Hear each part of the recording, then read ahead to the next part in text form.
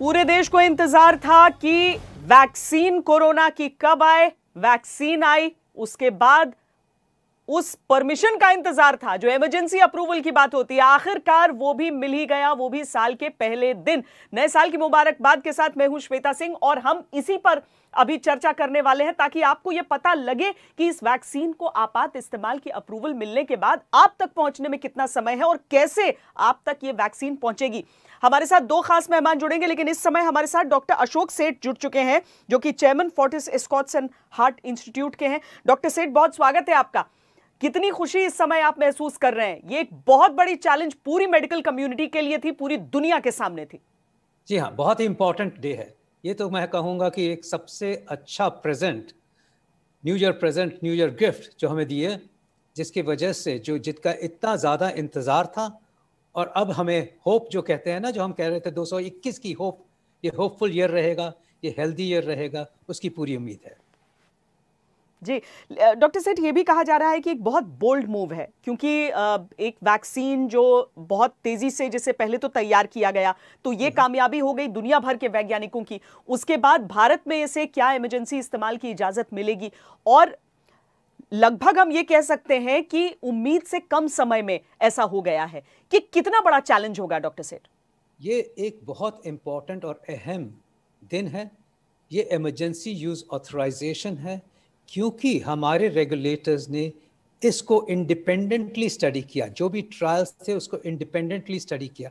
ये fast track सिर्फ vaccination की डेवलपमेंट में हुआ है, बट जो ट्रायल्स हुए हैं उनकी एनालिसिस सही तरीके से हुई। आपने देखा ही होगा कि यूके ने भी चाहे 15 दिन दिए उस ट्रायल को स्टडी करने के लिए, 20 दिन दिए तब जाके अप्रूव किया, बट फिर भी हिंदुस्तान के रेगुलेटर्स ने, हमारे साइंटिस्ट ने, हमारे एक्सपर्ट्स ने पूरे ट्रायल्स को फिर से स्टडी किया फॉर सेफ्टी एंड एफिकेसी। और दूसरा अहम मुद्दा जो इंडियंस को समझना चाहिए कि लकीली इस वैक्सीन के 1600 पेशेंट इंडिया में भी फेज 3 ट्रायल में रिक्रूट हुए।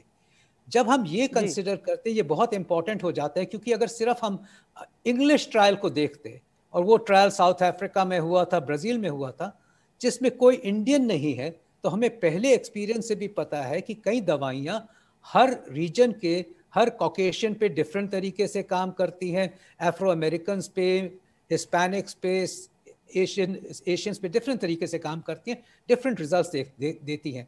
इसीलिए ये एनालिसिस बहुत इंपॉर्टेंट था जो हमारे हिंदुस्तान के रेगुलेटर्स ने किया।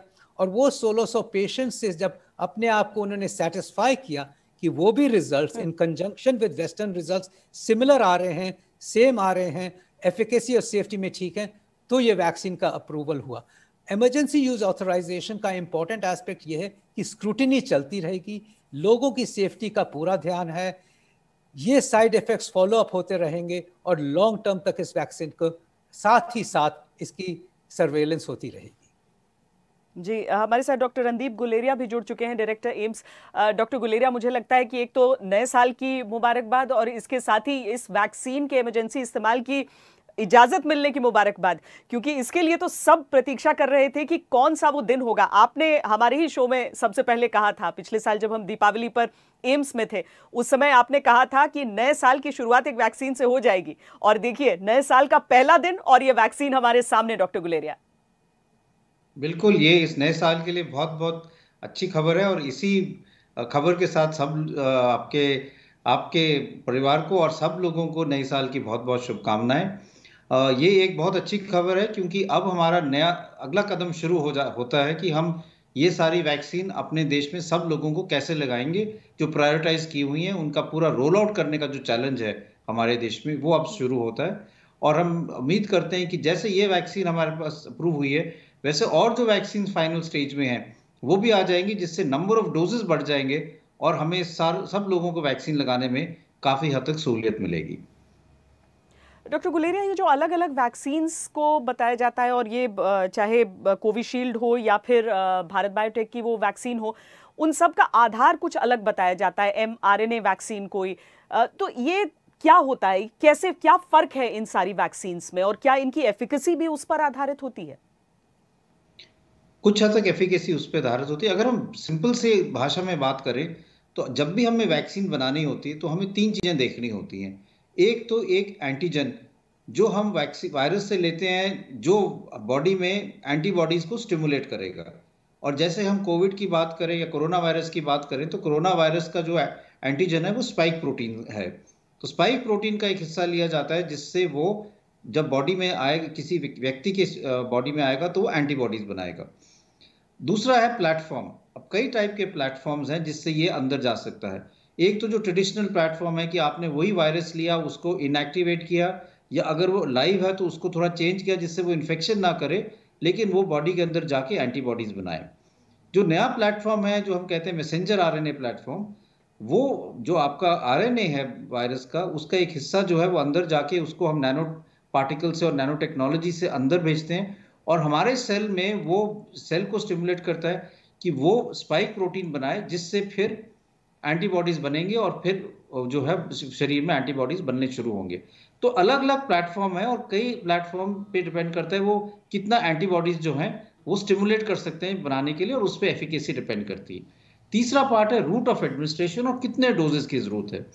तो कई वैक्सीन जो हमारे पास अभी तक वैक्सीन आई हैं, सब में रूट ऑफ जो एडमिनिस्ट्रेशन है वो इंट्रामस्कुलर है। लेकिन कुछ वैक्सीन ऐसे भी हैं जो ट्रायल में चली हुई हैं कि हम नेजल स्प्रे की तरह दे दें, जिससे इंजेक्शन नहीं लगाना पड़े, या फिर उनके डोजेस जो हैं 2 डोजेस की जगह 1 डोज हो पाए। लेकिन अभी तक जो वैक्सीन आ रही हैं मार्केट में, जो अप्रूवल के स्टेज में है, वो 2 डोज वाली वैक्सीन है और इंट्रामस्कुलर वाली है। लेकिन हो सकता है कि बाद में कोई ऐसी भी वैक्सीन आ जाए जो हम अलग रूट से दे पाएं, और इसलिए वो देने में आसानी रहे। डॉक्टर सेठ, हम भारत की आबादी देखें, लेकिन उसके साथ हम वो ड्राई रन्स भी देखें जो हम इतने दिनों से कर रहे हैं। 4 बड़े शहरों में हुआ है और उसके बाद अब कल से पूरे देश में होगा। अपनी आबादी को और यहाँ की चुनौतियों को देखते हुए आप क्या उम्मीद कर रहे हैं कि इस इजाजत के बाद पहली वैक्सीन मिलने में क्या बाकी देशों की तरह ही जो इंटरनेशनल स्टैंडर्ड, एक तरह से हम कहें कि बाकी देश जितनी जल्दी दे पाए हैं उतनी ही जल्दी हिंदुस्तान में भी हो जाएगा हमारी तैयारियों के हिसाब से? ये ज़रूर बताना चाहूँगा कि हमारे पास कुछ एडवांटेजेस हैं जो दूसरे देशों में नहीं थे। फॉर एग्जांपल, ये जो वैक्सीन हमने इम्प्रूव किए, इसके लॉजिस्टिक्स सिंपलर है। ये वैक्सीन हिंदुस्तान में ही बन रही है।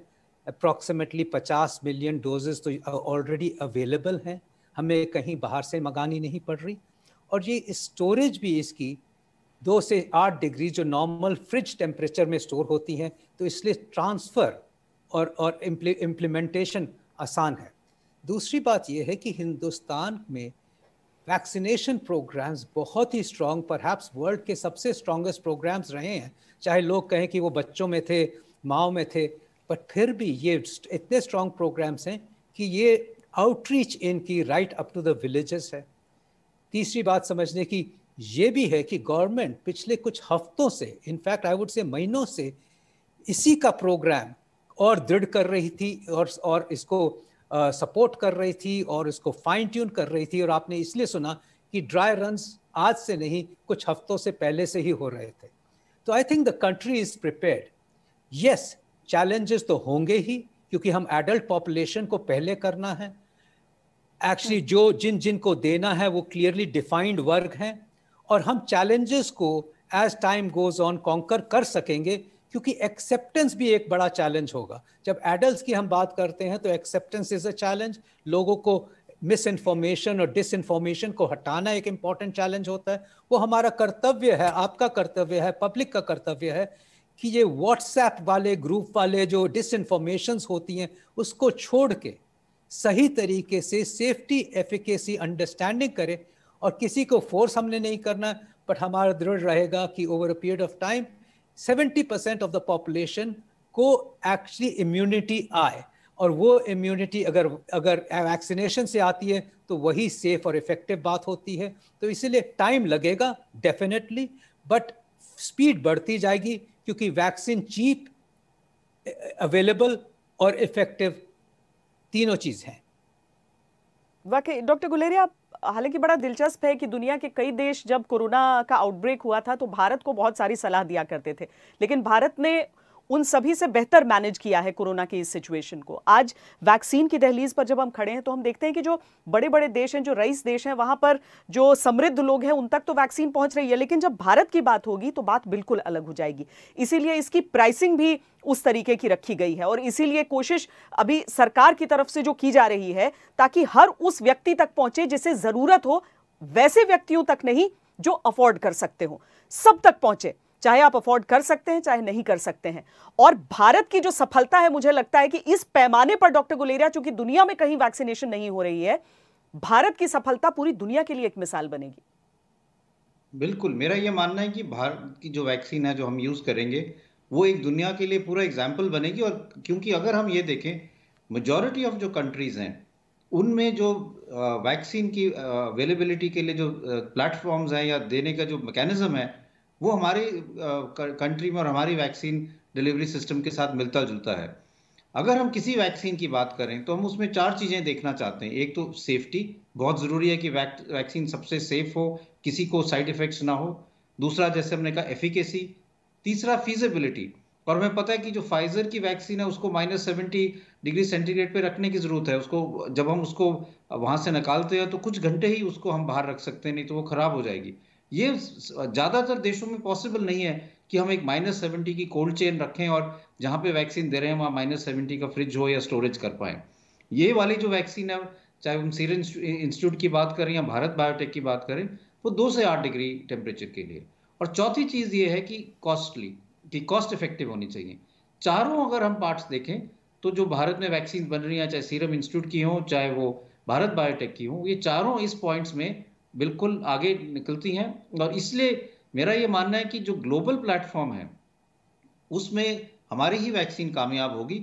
और अगर हम ये कहें कि भारत एक और लोगों को ये दिखा पाएगा कि हम कैसे वैक्सीनेशन प्रोग्राम करते हैं, कैसे ये वैक्सीन जो है ये हर एक, चाहे अफ्रीका के कोई देश हो या साउथ ईस्ट एशिया के कोई देश हो, सब जगह पे हम ये वैक्सीन जो है डिलीवर कर सकते हैं। तो एक global platform point of view से ये एक बहुत बड़ा मैसेज जाएगा। और ये हम हमारे एक कमिटमेंट भी है कि ये वैक्सीन जो है हम अपने लिए ही नहीं लेकिन और जो हमारे देश हैं जिनको इसकी ज़रूरत है उनको भी देंगे। क्योंकि अगर हमें पैंडेमिक से जीतना है तो ये एक देश की जीत नहीं होनी चाहिए, सारे ग्लोबल नंबर्स कम होने चाहिए। क्योंकि जैसे हमने देखा, एक वेरिएंट स्ट्रेन यूके से शुरू होके सारी दुनिया में फैल सकता है। इसीलिए कोविड भी एक जगह से अगर कंट्रोल नहीं होगा तो दूसरी जगह पहुंच सकता है। इसलिए अगर पैंडेमिक को कम करना है, पैंडेमिक पे कंट्रोल पाना है, तो ग्लोबल वैक्सीनेशन की जरूरत है। वैक्सीन नेशनलिज्म की कोई जरूरत नहीं है। डॉक्टर सेठ, ये अलग अलग वैक्सीन्स हैं, सबका लक्ष्य तो एक है, लेकिन जैसे डॉक्टर गुलेरिया भी कह रहे थे कि सबकी संरचना काफी हद तक अलग है एक दूसरे से। ऐसे में जब कोई व्यक्ति वैक्सीन लगाने जाता है तो क्या अभी इस समय पर जब वैक्सीनेशन ड्राइव की शुरुआत हो रही है, ये तो हम समझे कि चलिए पहला इमरजेंसी अप्रूवल कोविशील्ड को मिला है, लेकिन उसके बाद बाकी वैक्सीन्स भी आएंगे, तो इसमें किस तरीके से आगे होगा? क्या सरकार अपनी तरफ से ये तय करके ही देती रहेगी या लोग भी अपनी तरफ से चुन सकेंगे? अभी सरकार ने इस बारे में कुछ कहा नहीं है, but I can guide you कि जिस तरह से मैं सोचता हूँ इस बात के लिए, और वो बहुत इंपॉर्टेंट है। इनिशियली तो क्लियरली ये गवर्नमेंट रेगुलेटेड है, गवर्नमेंट कंट्रोल्ड है, होना भी चाहिए कि ये वैक्सीन की सप्लाईज लिमिटेड आएंगी और हमें डिफाइंड वर्गों को देना है। हेल्थ केयर वर्कर्स हैं, फ्रंटलाइन वर्कर्स हैं, एसेंशियल वर्कर्स हैं, वल्नरेबल पॉपुलेशन है, ये सब 4 कैटेगरीज पहले आती हैं और इसलिए गवर्नमेंट रेगुलेटेड और कंट्रोल होगा। बट एक टाइम आएगा जबकि हमारे पास और वैक्सीन आएंगी। आपको पता ही है, हो सकता है भारत बायोटेक सून वो भी आने लगे, उसके फेज 3 स्टडीज कंप्लीट नहीं हुई हैं। इसी तरह ये भी जाइडस कैडिला की वैक्सीन है जो कि फेज 3 में गई है। इसी तरह स्पुतनिक है जिसके फेज 3 ट्रायल्स हो रहे हैं। तो सून हमारे पास 3-4 वैक्सीन तो हिंदुस्तान में बनती हुई वैक्सीन आएंगी। और उसके बियॉन्ड ये जो फाइजर की वैक्सीन है, हो सकता है कि उसको भी जब वो पूरा अपने पेपर सबमिट करेंगे, हो सकता है कि उसको भी अप्रूवल मिल जाए। बट जो एक्सपेंसिव वैक्सीन हैं वो तो सर्टेनली मार्केट में आज से 6 महीने बाद आई एम कॉन्फिडेंट कि वो अवेलेबल होंगी क्योंकि उनकी अप्रूवल हो जाएगी। बट वो चेन गवर्नमेंट की चेन नहीं होगी, वो चेन होगी खुद फाइजर किस तरह इस कंट्री में लाए, खुद किस तरह वो कोल्ड चेन स्टोरेज करे, खुद किस तरह किस कॉस्ट पे बेचे। बट ऑप्शंस लोगों के पास अवेलेबल होंगे एट सम टाइम, एटलीस्ट उनके लिए जो अफोर्ड कर सकते हैं, बट क्लियरली उससे ये भी होता है कि फाइनली गवर्नमेंट क्यों सबके आफ्टर ऑल कॉस्ट को भी कम करना है। पूरी पॉपुलेशन 1.2 बिलियन है, जरूरी नहीं है कि गवर्नमेंट को वो हेडेक अपने ऊपर लेके करना है, बट जो नहीं अफोर्ड कर सकते, जो हमारा वास्ट वर्ग है मिडिल क्लास का, जिनके लिए काफ़ी मुश्किल हो जाएगा अफोर्ड करना, उनके लिए तो गवर्नमेंट को रिस्पॉन्सिबिलिटी लेनी है। बट जो अमीर हैं, जो कि एक्चुअली पे कर सकते हैं इन वैक्सीन के लिए, जो अपनी केयर के लिए जिनको पे करना भी चाहिए, उनके लिए तो सब ऑप्शंस अवेलेबल होंगी। और अगर कोई वैक्सीन ऐसी है जो उनको 5,000 की भी उनको देनी पड़ रही है, तो वो अपनी पे करके वैक्सीन लगवाएं। गवर्नमेंट को इनिशियली पूरी रिस्पॉन्सिबिलिटी गवर्नमेंट लेगी हर एक की, but in the long run a variety of vaccines will be approved and will be available for public to choose from. Doctor Guleria, सरकार ने शुरुआत में तो सीक्वेंस तय कर रखा है कि किसे सबसे पहले और किसे उसके बाद वैक्सीन मिलने वाली है। इसमें हेल्थ वर्कर्स पहले आएंगे, जो उम्र दराज हैं या फिर कोमॉर्बिडिटीज़ जिन्हें हैं उन्हें चुना जाएगा। अब इनमें से कई हेल्थ वर्कर्स ऐसे भी हैं जिन्हें पहले कोरोना संक्रमण हो चुका है, यानी उनके शरीर में एंटीबॉडीज़ हैं। तो क्या उन सबको वैक्सीन दी जाएगी, और क्या कोरोना से ग्रस्त जो लोग ठीक हो चुके हैं उन्हें भी ये वैक्सीन लेनी होगी आगे चलकर भी, बाकी श्रेणियों में भी? बिल्कुल, क्योंकि इसमें काफ़ी हद तक चर्चा हुई है, क्योंकि हम कई लोग ये मानते हैं कि अगर हम उन लोगों को वैक्सीन ना दें तो हमारी वैक्सीन की डोजेज कुछ बच जाएंगी। लेकिन हमें ये समझना चाहिए कि कई ऐसे मरीज हैं और ऐसे हेल्थ केयर वर्कर्स हैं जिनको कोई सिम्टम नहीं हुए कोविड के, लेकिन कोविड बीमारी हुई और उनमें एंटीबॉडीज बन गई। तो अगर हम ये कहें कि पहले हम ये देखेंगे कि आप में एंटीबॉडीज हैं या नहीं है, उसके बाद ही वैक्सीन देंगे, तो ये एक और लॉजिस्टिकली एक नया कदम हो जाएगा जो जो जो कॉस्ट इफेक्टिव भी नहीं होगा, करने में भी इसमें बहुत टाइम लगेगा और वैक्सीन डिलीवरी इसमें डिले हो जाएगी।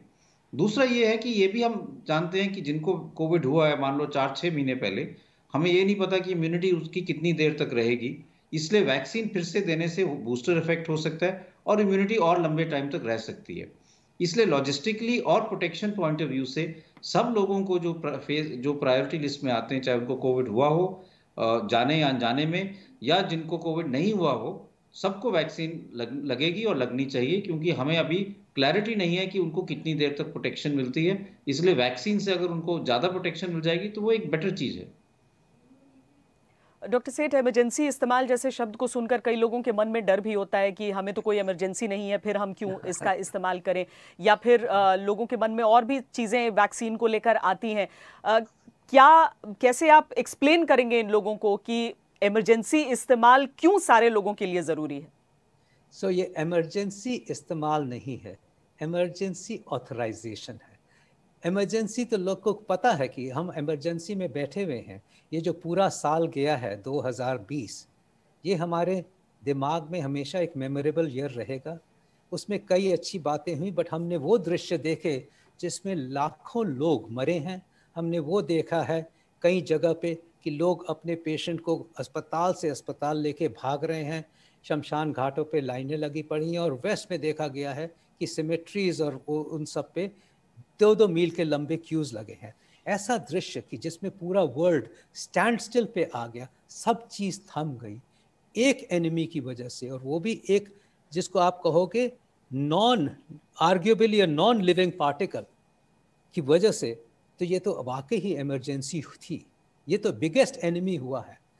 अब ये इमरजेंसी ये नहीं है कि इमरजेंसी की वजह से लगा रहे हैं, ये ऑथराइजेशन है। जब इमरजेंसी यूज ऑथराइजेशन होती है तो पैंडेमिक्स में होती है, डिजास्टर्स में होती है, जिसमें कहते हैं कि कोई भी चीज़ जो कि हमें लगता है सेफ है और इफेक्टिव है, कोई भी ऐसी ड्रग हो, कोई भी ऐसी रिपर्पस्ड आर्टिकल हो, कोई भी इन्वेंशन हो जो पब्लिक को बचा सकती है, जो लाइव्स बचा सकती है, उनको फास्ट ट्रैक करना ज़रूरी हो गया।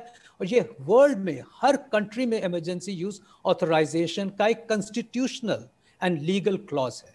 तो ये नहीं समझना है कि हमको इमरजेंसी में लगा दिया गया या मुझे इमरजेंसी है कि नहीं, ये तो वर्ल्ड एज ए नेशन की इमरजेंसी है। अब आप कहते हो कि इसमें कोई शॉर्टकट्स हुए हैं, जी नहीं, शॉर्टकट्स इसलिए नहीं हुए हैं क्योंकि पूरा वर्ल्ड इकट्ठे था। जो चीज़ें हम अलग अलग साइलोज में करते थे, जो चीज़ें हम कहते थे कि हम मेरे साइंस यहाँ पे है, हम किसी और को नहीं देंगे, हमारी इंटेलिजेंस हम खुद रखेंगे, हम खुद डेवलप करेंगे क्योंकि हम इसका फ़ायदा निकालेंगे, वो नहीं रहा। पूरा world came to one, scientist, researchers, funding, government, everybody became on a fast track because एक ही एनिमी को लड़ना था. सो देयरफॉर अब हम उस लकीली साल भर में उस मुकाम पे पहुंच गए जहां पे हमारे पास वर्ल्ड में 3-4 वैक्सीन आ गई. इनफैक्ट 5 वैक्सीन अप्रूव हुई हैं if you consider the whole world including China.